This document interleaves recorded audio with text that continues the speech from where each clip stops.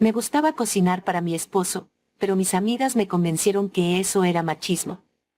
Ahora estoy por divorciarme y no sé cómo evitarlo. Ya no sé si soy yo la equivocada, si mis amigas me están dando malos consejos, o si simplemente algo se rompió en mi vida sin que me diera cuenta. No llevo ni un año de casada y ya estoy enfrentando la posibilidad de un divorcio por algo que, en este momento, no sé si fue importante o completamente absurdo. Estamos a solo un par de días de Año Nuevo y, sinceramente, no tengo idea de cómo llegué hasta acá ni qué se supone que está pasando conmigo. Para que se entienda todo, voy a explicarlo desde el principio. Yo no soy feminista radical ni nada por el estilo. Estudié, me esforcé por mi cuenta, tengo mi trabajo y siempre creí que en una relación las cosas debían ser equitativas, sin competir ni llevar la cuenta como si fuera un negocio. Estuve de novia durante 7 años con Marcelo antes de casarnos, y cuando me propuso matrimonio me sentí muy afortunada. No fue una decisión impulsiva ni romántica a ciegas. Nos conocíamos bien, habíamos pasado por momentos difíciles, por etapas distintas, y aún así seguíamos eligiéndonos. Por otro lado, tengo un grupo de amigas desde hace años. Somos 5 en total. 2 están solteras y 2 son divorciadas. Cuando les conté que me iba a casar, se emocionaron mucho por mí. De verdad. Me acompañaron en todo el proceso, fueron mis damas de honor, estuvieron en cada detalle de la boda, me escuchaban cuando estaba nerviosa o cansada, y en ese momento sentí que no podía pedir un mejor grupo de apoyo. Siempre estaban listas para aconsejarme, para opinar, para estar. Pero en esas conversaciones, sobre todo en los meses previos al casamiento, empezaron a decir algunas cosas que me hicieron dudar. Comentarios que, en ese momento, tomé como bromas, pero que ahora recuerdo con demasiada claridad. Me decían que tuviera cuidado, que después de casarme podía perder mi identidad y convertirme solo en la esposa de Marcelo. Que no debía permitir que él me sometiera o me cambiara. Yo me reía. Siempre amé a Marcelo, y lo que más deseaba era quedarme a su lado, crecer juntos. No sentía que nadie me estuviera imponiendo nada. Después de casarnos empezamos a adoptar nuevas rutinas. Marcelo aumentó sus horas de trabajo porque queríamos ahorrar para comprar nuestra casa propia.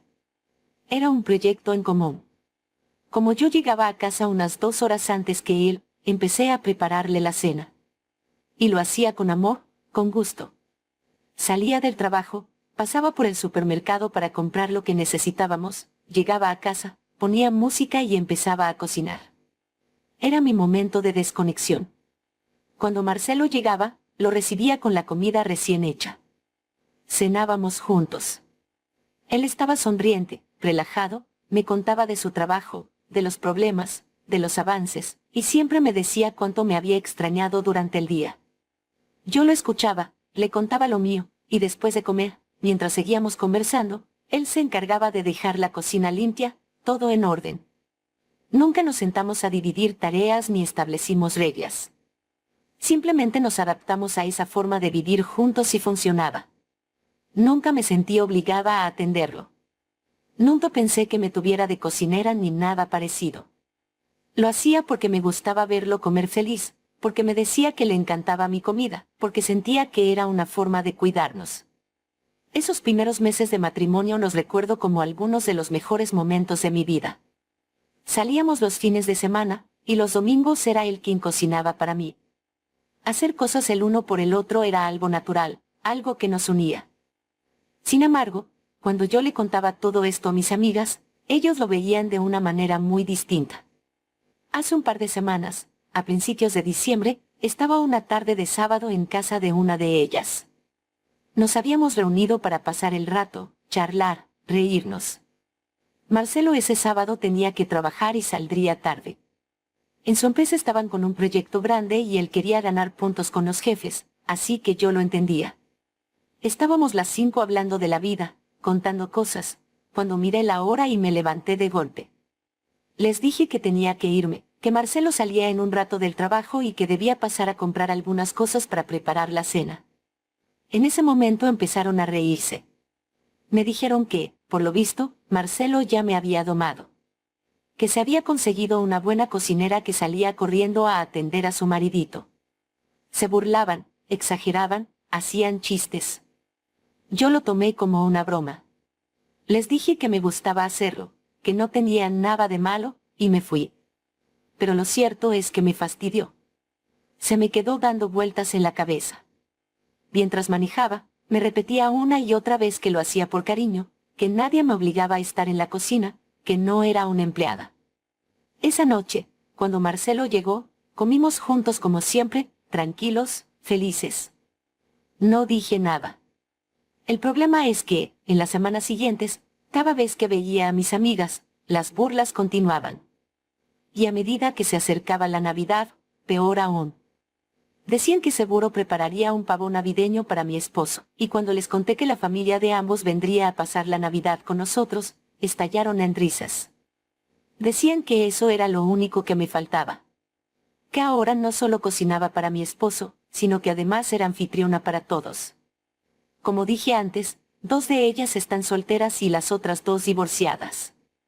La mayor del grupo se separó por una infidelidad de su parte, y la otra nunca quiso contar el motivo de su divorcio. En un momento, cansada de que me fastidiaran tanto, se los eché en cara. Les dije que, al menos, yo tenía un esposo. Pero ellas siguieron riéndose, como si nada. Conforme se acercaba la Navidad, yo estaba cada vez más angustiada por todo eso.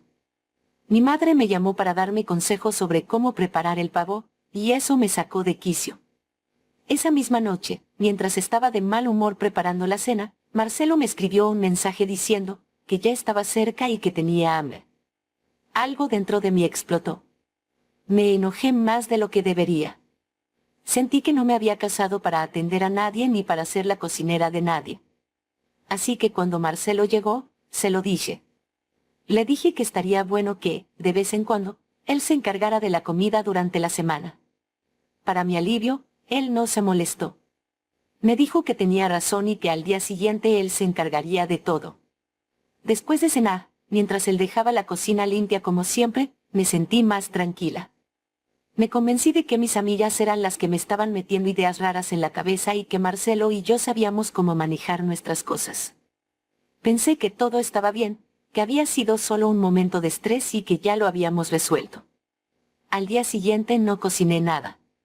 Me quedé esperando, tranquila al principio, convencida de que Marcelo cumpliría lo que había dicho. Un rato después me escribió un mensaje avisando que ya estaba regresando a la casa. Sinceramente pensé que iba a cocinar para los dos o que, tal vez, me diría de salir a comer.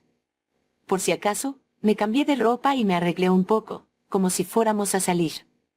Pero cuando Marcelo llegó, traía comida rápida. Entró emocionado, hablándome de un lugar nuevo que había visto de camino, diciendo que le había parecido perfecto para la ocasión. Sacó las bolsas, puso la mesa y sirvió todo con naturalidad, como si nada. Yo me quedé ahí, de pie, sintiendo una decepción que no sé bien cómo describir. En lugar de esforzarse como yo lo hacía todos los días, había elegido la forma más fácil de cumplir. Traer comida de afuera. Yo estaba vestida para salir, esperando algo distinto, y a él ni siquiera se le había cruzado por la cabeza. Cuando le dije que yo había pensado que él iba a cocinar, me respondió que si se ponía a cocinar al llegar, terminaríamos cenando pasada la medianoche. Me pareció una exageración, pero entendí su punto. No quería discutir, así que traté de calmarme. Después, mientras lavaba todo como siempre lo hacía, me comentó que al día siguiente, el 23 de diciembre, llegaría tarde a casa. Me dijo que no lo esperara para cenar porque tenía que ir a recoger el pavo que daba la empresa. Que eso implicaba hacer cola durante horas, porque habría muchísima gente esperando. Al día siguiente me reuní en casa de mis amigas para no cenar sola. Estuvimos conversando largo rato. Yo les conté cómo habían estado las cosas esos últimos días, lo abatida que me sentía y la sensación rara que no lograba sacarme de encima. Ellos no dudaron en reforzar la idea que ya venían sembrando. Me dijeron que ya me lo habían advertido. Que mientras yo estaba ahí, cenando sola con ellas, mi esposo seguramente estaría comiendo tranquilo con sus compañeros de la empresa. Que cuando había tenido la oportunidad perfecta de demostrar interés en mí cocinando el día anterior, no lo había hecho. Insistieron en que Marcelo era machista en ese sentido. Que este tipo de hombres pensaban que la cocina era cosa de mujeres. Yo intenté defenderlo, explicarles cómo eran realmente las cosas entre nosotros, pero la mayor del grupo me lanzó una pregunta que me dejó helada. Me preguntó si no era yo la que tenía que preparar el pavo para el día siguiente, cuando la familia de él vendría de visita. Me preguntó cuándo iba a reconocer que me tenía de empleada doméstica. Esa noche no esperé a Marcelo. Me acosté temprano, furiosa. Sentía que por fin había entendido todo. Que efectivamente Marcelo me veía como la encargada de la cocina y la limpieza. Que ese era mi rol, aunque él nunca lo hubiera dicho explícitamente. Cuando llegó pasada la medianoche, me hice la dormida. Lo escuché moverse en la cocina, guardar cosas, y luego acostarse a mi lado. Me mantuve inmóvil incluso cuando me dio un beso en la frente. Estaba demasiado enojada para reaccionar. Encima, ahora yo tenía que encargarme de la cena navideña. Aunque mi familia también vendría, no dejaba de pensar que todo eso era una especie de prueba. Como si tuviera que demostrarle a la madre de Marcelo que sabía cuidar a su hijito, que era una buena esposa, que cumplía con lo que se esperaba de mí. A la mañana del 24 de diciembre, Marcelo me dijo que aprovecharía el día para hacer horas extra y que llegaría alrededor de las 8 de la noche para ayudarme a preparar la cena. También me comentó, con orgullo, que había estado horas haciendo cola para conseguir el pavo, pero que había logrado traer uno muy grande. Después se fue. Yo ese día no trabajaba. Por eso habíamos coordinado así las cosas. Pero ya no tenía ganas de hacer nada. Estaba enojada, fastidiada, con un nudo constante en el pecho. De mala gana saqué algunas cosas que había comprado para arreglar la casa. Cuando empecé a sacar los manteles, me harté. Los tiré al suelo y me fui a ver a una de mis amigas. Le expliqué cómo me sentía, lo cansada que estaba de todo. Ella fue directa. Me dijo que no cocinara nada. Que si me doblegaba en ese momento, siempre estaría obligada a cocinar y atender a todos. Que ese era el punto en el que debía mantenerme firme. Volví a casa cerca de las 6 de la tarde. Y no había hecho nada. Nuestras familias llegarían a partir de las 10 de la noche. Fastidiada, abrí el refrigerador y saqué el pavo. Estaba completamente congelado. En ese momento me di cuenta de que, aunque me pusiera a trabajar de inmediato, no llegaría a tiempo. Había demasiadas cosas por hacer y ya no quedaban horas suficientes. Me deprimí. Me pareció injusto estar en esa situación solo por ser mujer. Enojada, tiré el pavo congelado a la basura y me encerré en el cuarto. Me sentía mal, enojada con Marcelo, pero también conmigo misma. Aún así, no era capaz de moverme de ahí. Me quedé sentada, sin saber qué hacer, dejando que el tiempo pasara. Creo que alrededor de las 7:30 de la noche escuché a Marcelo llegar. Lo reconocí apenas abrió la puerta del departamento. Entró contento, hablando solo, diciendo que había encontrado buenos vinos. Luego se acercó a la habitación y me miró con preocupación. Me preguntó si estaba bien. Me preguntó si el pavo estaba en el horno, y que había que preparar la casa. Esas palabras fueron suficientes para hacerme estallar. En mi cabeza, a él no le importaba yo. Le importaba que la comida no estuviera lista, que todo no estuviera preparado para atender a sus padres. Le grité. Y no fue una discusión tranquila. Fue un grito lleno de rabia acumulada. Le dije que no era su empleada. Que no era la encargada de la cocina. Que no tenía por qué servir a sus padres. Que no se había casado con una cocinera. Vi cómo esas palabras le dolieron. Empezó a decir que las cosas no eran así, que ya habíamos acordado cómo haríamos todo, que también vendrían mis padres, que debíamos apurarnos con la comida. Pero yo ya estaba fuera de mí. Seguí gritando, sin escuchar realmente lo que decía. Le dije que su asqueroso pavo estaba en la basura. Que era un maldito machista.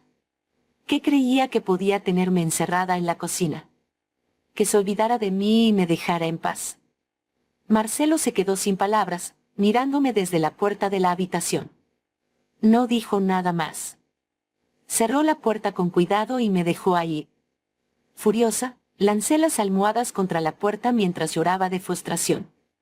Esperé que después de un rato entrara para disculparse o para seguir discutiendo, pero no lo hizo. Solo no escuché moverse en la cocina. Yo pensaba que estaba haciendo intentos patéticos por salvar algo imposible, porque ese pavo ya estaba arruinado. Yo no salí del cuarto y él no volvió a acercarse. Pasé un rato largo en silencio, hasta que empecé a sentir olor a comida. Al principio pensé que era mi imaginación, pero el olor se hizo más fuerte. Escuché movimiento en la cocina.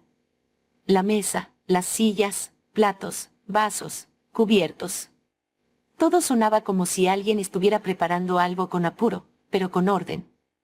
El olor seguía aumentando y no entendía cómo era posible. Yo estaba convencida de que ya no había nada que hacer. Después empecé a escuchar voces. La puerta del departamento abriéndose. Marcelo saludando. Risas. Más pasos. La familia estaba llegando. Mi corazón empezó a latir fuerte y, antes de que pudiera reaccionar, la puerta del cuarto se abrió. Era Marcelo. Yo seguía sentada en la cama, sin moverme. Entró, me miró serio y me dijo que mis padres ya habían llegado, que me arreglara y saliera a saludarlos. No levantó la voz ni discutió. Dijo eso, se cambió la camisa ahí mismo y me dejó sola. Escuché cómo, al salir, le decía a mis padres que yo estaba terminando de alistarme. Sintiendo una mezcla de vergüenza y culpa, me levanté. Me cambié rápido, me maquillé como pude y salí del cuarto.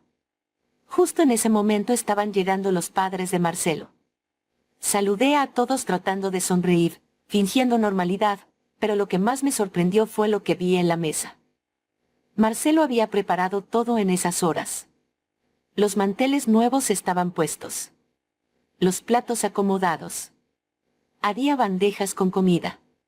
Arroz blanco, puré de papas, ensaladas, pollo frito que teníamos congelado. Había picado frutas y las había puesto en fuentes.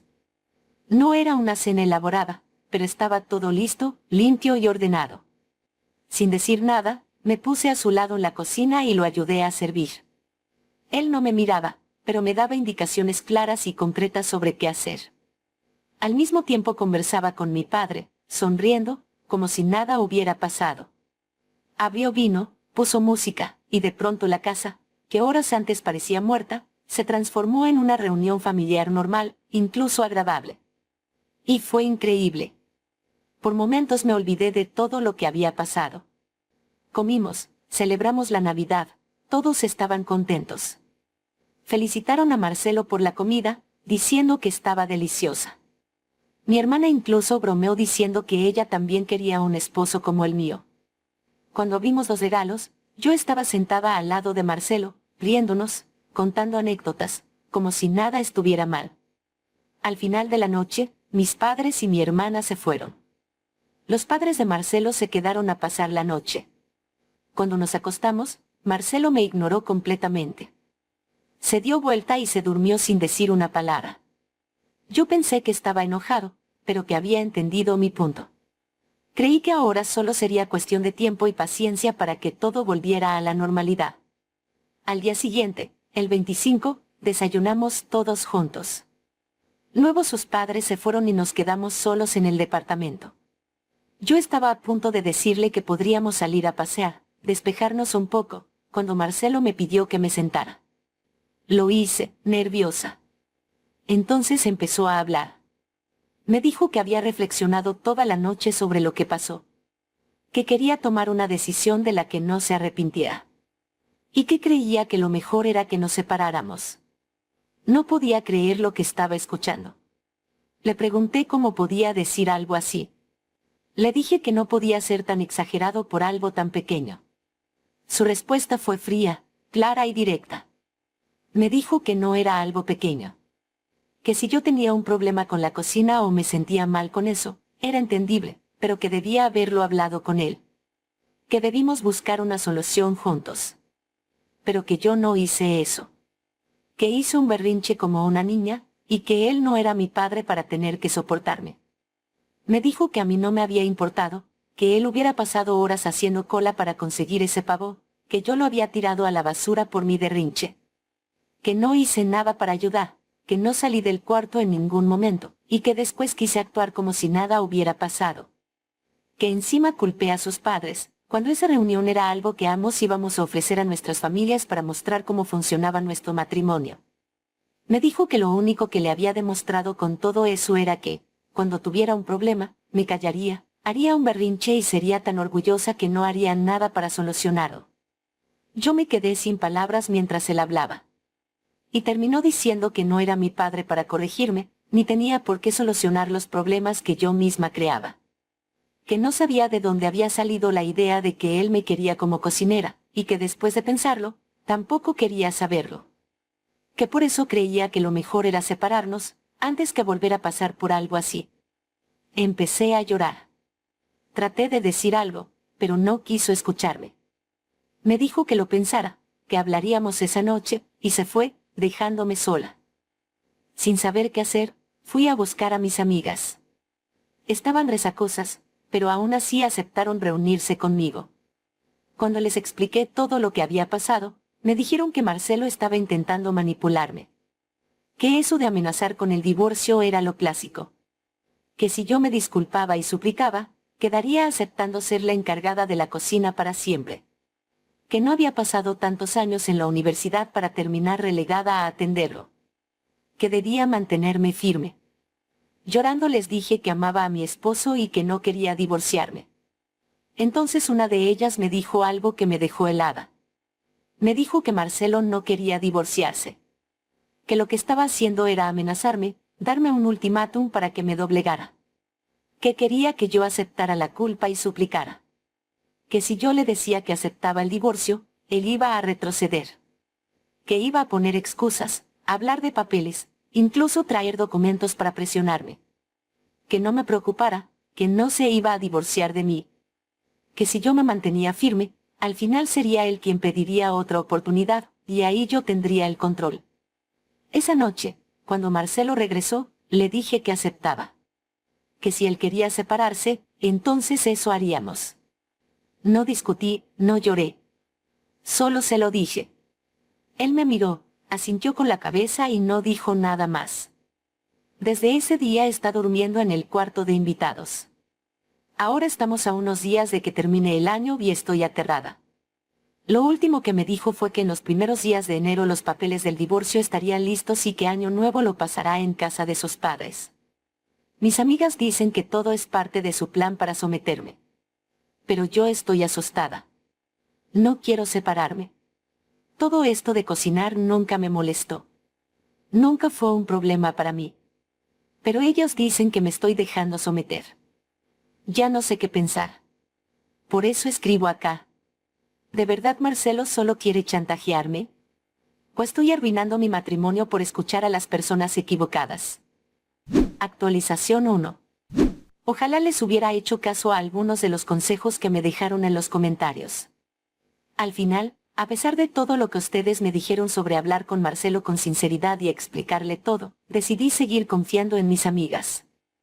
Se suponía que buscaban mi felicidad, que eran mis mejores amigas, o al menos eso era lo que yo creía.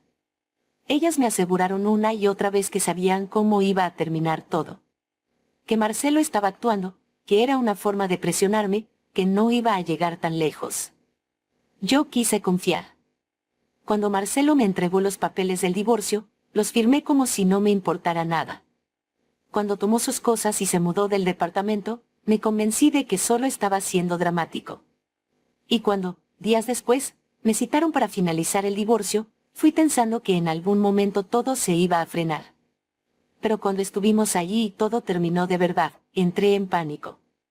Marcelo no dijo nada más. Firmó, se levantó y se alejó como si yo no significara nada.